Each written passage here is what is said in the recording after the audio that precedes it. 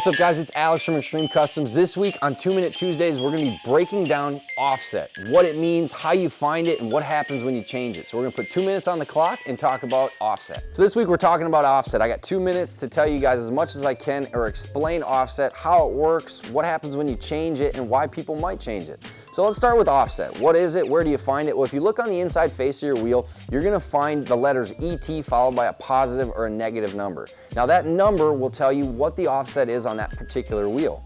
Now you might have heard of the conditions of offset. You've heard negative offset, zero offset, positive offset. What does that all really mean and how does it relate to your wheel? Well, if you were to draw an imaginary line down the center of your barrel like we did here, and then if that line also lined up with the hub surface, if you were to draw an imaginary line straight through the wheel, that would give you a zero offset condition. Now if you were to push that hub surface towards the face of the wheel, that would give you a positive offset condition. And then determining how many millimeters that hub surface has been pushed forward off that center line will give you your positive offset condition. So say plus 30 millimeter wheel would mean that the hub surface is 30 millimeters farther forward than the center line of the wheel, and it works the same way with negative offset. You know, negative 44 would be 44 millimeters back from the center line of the wheel, which is typically why you'd find on a truck wheel that the hub mounting surface is almost always at the back of the wheel in say a negative 44 12 wide condition.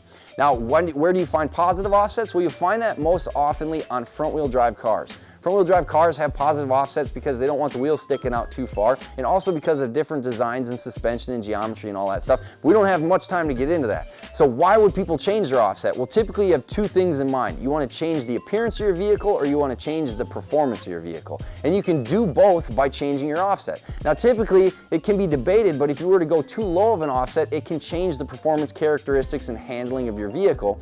As well as if you go too high, you might end up running into an issue where this is going to rub on say suspension components.